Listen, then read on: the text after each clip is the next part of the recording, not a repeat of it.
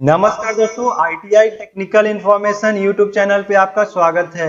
तो दोस्तों, हम लोग फीटर ट्रेड के बहुत ही महत्वपूर्ण प्रश्न को सॉल्व कर रहे थे और अब तक हमने 6 भाग कंप्लीट कर लिए हैं और ये हमारा आज 7वां भाग है। तो इसको शुरू करते हैं। इससे पहले यदि आप इन पहले का वीडियो देखना चाहते हैं तो प्लेलिस्ट में अवेलेबल है, जाकर देख सकते हैं। तो चलिए, आज का पहला प्रश्न है, what is the lead of multi started thread. Multi started thread की लीड क्या है? तो मल्टी स्टार्टेड थ्रेड की लीड क्या है? लीड जो है वो सिंगल स्टार्टेड थ्रेड में लीड और पिच बराबर होता है। और लीड को डेफिनेशन इस प्रकार से दिया जा सकता है कि एक रोटेशन, एक रेवोल्यूशन में जितना दूरी वो एक थ्रेड कंप्लीट करता है उसको लीड कहते हैं। और मल्टी स्टार्टेड थ्रेड में लीड जो है वो pitch into number of starts होता है। तो इसका करेक्ट आंसर होगा ऑप्शन ए। चलिए अगले प्रश्न पे, what is the type of screw. इस स्क्रू के प्रकार क्या हैं? तो दोस्तों, ये स्क्रू है हमारा ग्रब स्क्रू। ग्रब स्क्रू जो है वहां पे यूज किया जाता है जहां पे किसी हॉल में उसको इंटरनल में ही उसको स्क्रू को रखना हो तो वहां पे हम लोग ग्रब स्क्रू, इसको set screw, hexagonal head set screw भी कहते हैं। तो इसका करेक्ट आंसर होगा option B. What is the name of the nut. इस नट का नाम क्या है? तो दोस्तों, ये हमारा कैसल नट है और इसका करेक्ट आंसर है ऑप्शन ए। कैसल नट और स्लॉटेड नट, दो नट में लोगों को काफी कंफ्यूजन होता है। तो दोस्तों, कैसल नट में होता क्या है कि हेक्सागोनल नट के ऊपर एक पार्ट बना होता है, सिलेंड्रिकल टाइप का ये बना होता है और इसी के ऊपर जो है स्लॉट कटा होता है, तो इस कारण इसे बोला जाता है। और कैसल नट, इसमें जो है ये जो स्प्लिट पिन है वो इस वाले भाग में लगा दिया जाता है और नट को लॉक कर दिया जाता है। तो ये हमारा कैसल नट है। चलिए अगले प्रश्न पे, अगला प्रश्न है कि what is the name of nut. इस नट को नाम बताइए। तो दोस्तों, ये जो है हमारा नट है हेक्सागोनल वेल्ड नट। हेक्सागोनल वेल्ड नट है ये। What is the name of tool. इस टूल का नाम बताइए। तो ये हमारा हुक स्पेनर है और हुक स्पेनर के द्वारा जो किसी जॉब में, किसी नट में वो लगाकर उसको फंसाकर उसको खोला जाता है या कसा जाता है। तो इसका करेक्ट आंसर होगा option B, hook spanner. What is the type of screw. Screw का प्रकार क्या है? तो ये स्क्रू जो है कौन सा स्क्रू है? तो ये hexagonal socket head cap screw है। तो इसका करेक्ट आंसर होगा ऑप्शन ए। तो ये hexagonal socket head cap screw का इस्तेमाल वहां किया जाता है जहां पे हमें स्क्रू लगाने के बाद भी फ्लैट सरफेस चाहिए, तो वहां पे हम लोग hexagonal socket head cap screw का प्रयोग करते हैं। उससे पहले वहां पे हम लोग काउंटर बोरिंग ऑपरेशन करते हैं और उसके बाद जो है हेक्सागोनल सॉकेट कैप स्क्रू का प्रयोग करते हैं।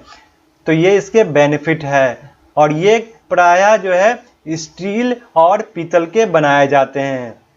चलिए अगले प्रश्न पे, अगला प्रश्न है कि what is the file that is rectangular in section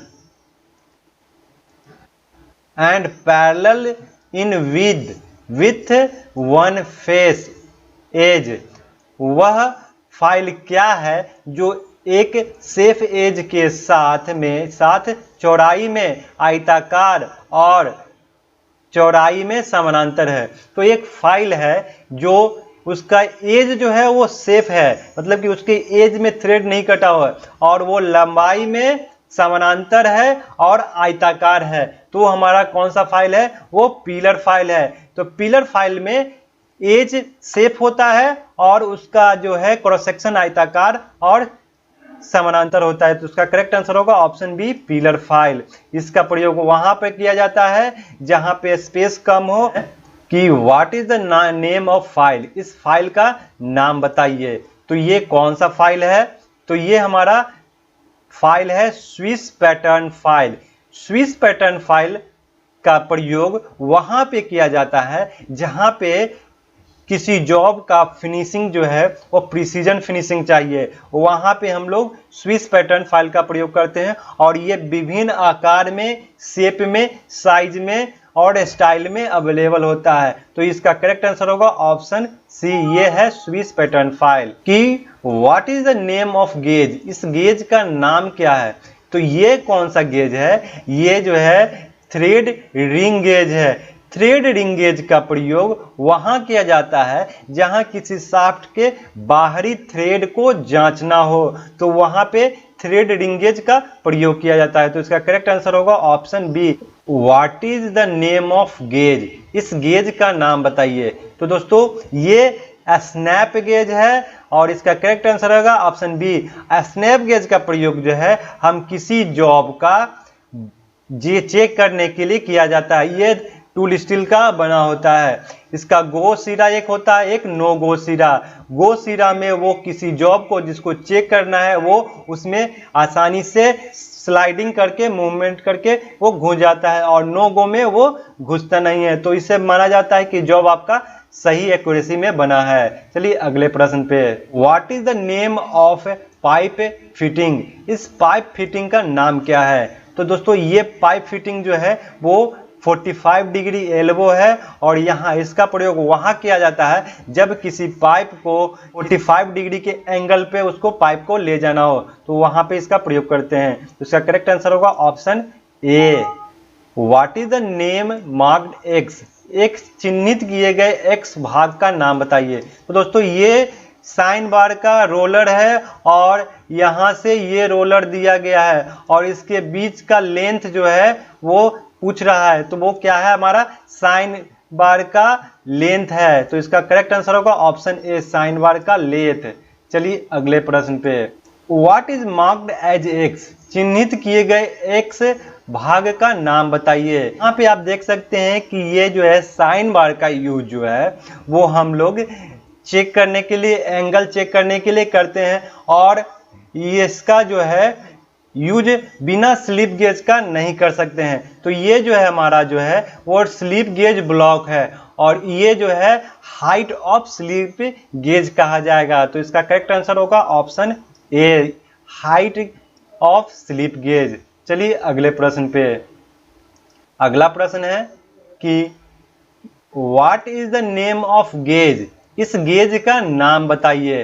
तो दोस्तों ये गेज है हमारा सेंटर गेज। तो इसका करेक्ट आंसर होगा ऑप्शन डी।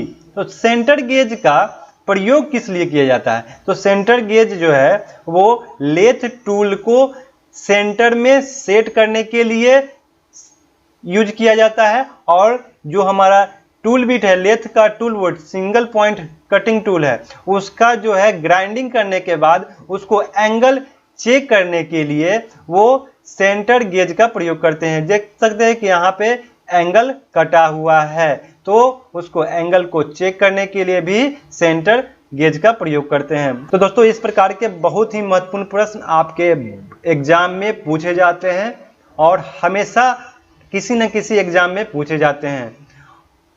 तो आज का महत्वपूर्ण सेशन समाप्त होता है। कैसा लगा वीडियो कमेंट करके बताएं। यदि वीडियो अच्छा लगा तो लाइक कर दीजिए, यदि चैनल पे नए हैं तो चैनल को सब्सक्राइब कर दीजिए, पुराने हैं तो बेल आइकन को प्रेस कर दीजिए, ताकि आपको सबसे पहले अपडेट मिले, जानकारी मिले। फिर मिलते हैं इसी प्रकार के नए वीडियो में, तब तक के लिए जय हिंद।